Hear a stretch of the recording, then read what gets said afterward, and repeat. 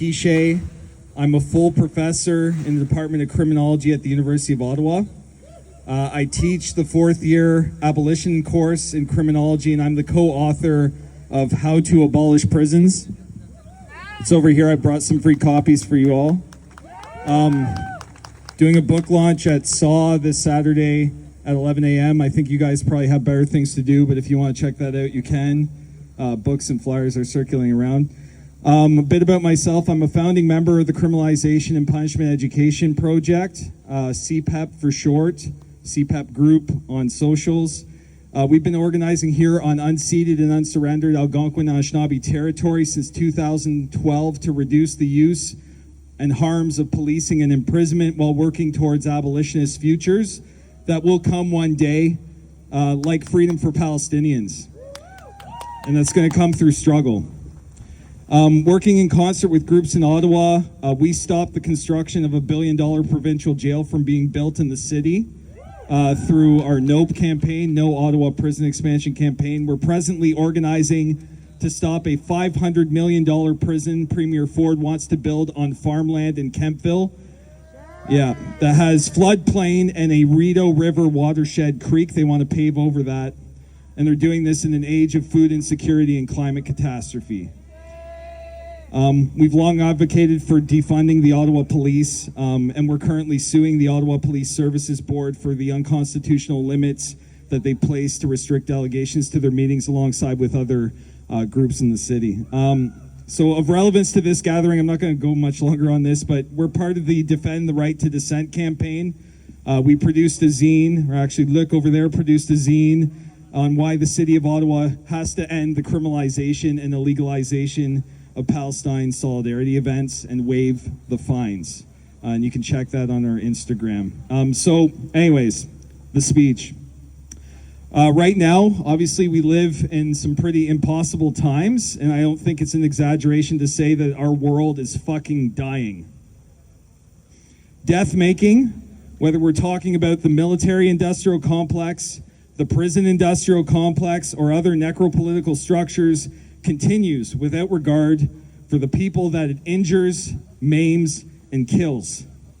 Worse still, many universities and pension funds invest in death making, our own included, and that has to stop. So today I stand in solidarity with you, as much of the world, along with our leaders occupying the seats in boardrooms and legislatures, watch what the International Court of Justice has described as a plausible genocide unfolding in Palestine. I know which side I'm on. I know which side those of you assembled here today are on. And the leaders at the University of Ottawa, which is located on stolen Indigenous land, need to be crystal clear about which side they're on.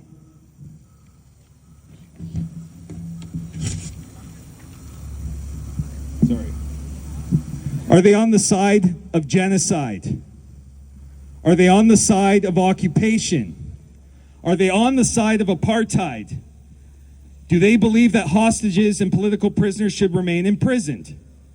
If the answer is no to genocide, no to occupation, no to apartheid, no to political imprisonment, then the very least the leaders at the University of Ottawa can do is divest from the military-industrial complex, divest from the prison-industrial complex that has been mobilized for years to surveil, police, condemn, and erect walls of all kinds to forcibly confine, starve, and kill Palestinians. Divestment, to be clear, is the neutral position.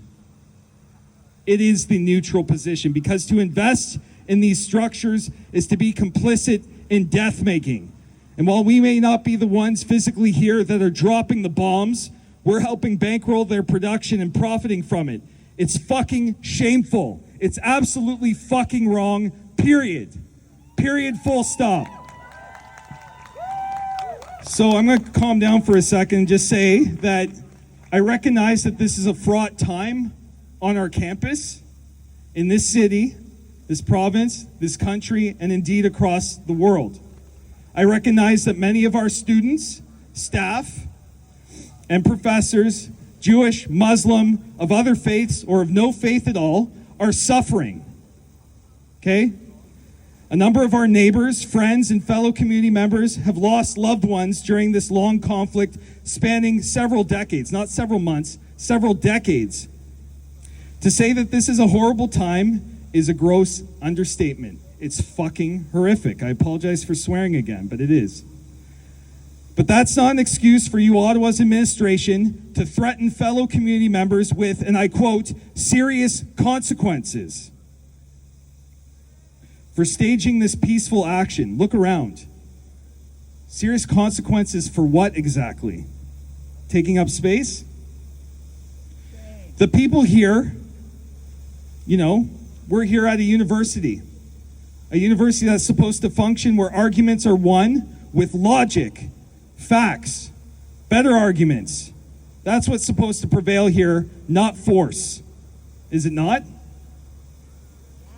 Okay, so like if facts and logic and better arguments don't prevail here, then fucking where? Okay?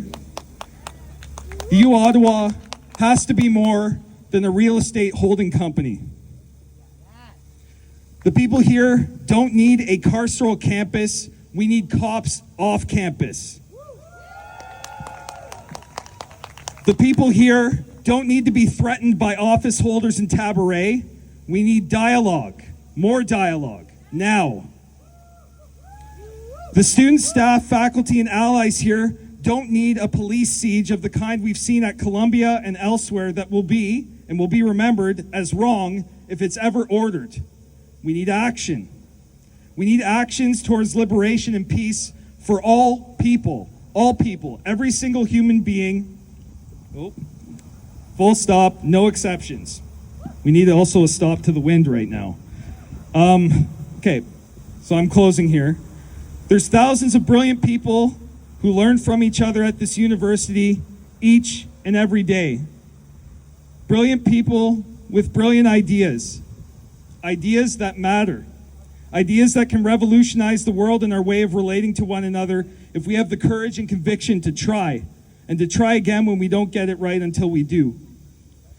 And maybe if we were actually all free to speak on campuses like these with consideration and respect for others, and without fear, we could all figure out how to change the world so that everyone can truly be free. So to end, I've taken up more than enough space and I'm going to get out of the way, but I'm going to finish by just saying, as a past undergraduate student who once wore a GG's jersey, I won't tell you for what team, and literally bled for this school. I bled for this fucking school. And as a master's student here, and as a full professor now, and as a human being, not in my name. Not in my name. Divest from genocide now, you Ottawa. Free Palestine. Thank you.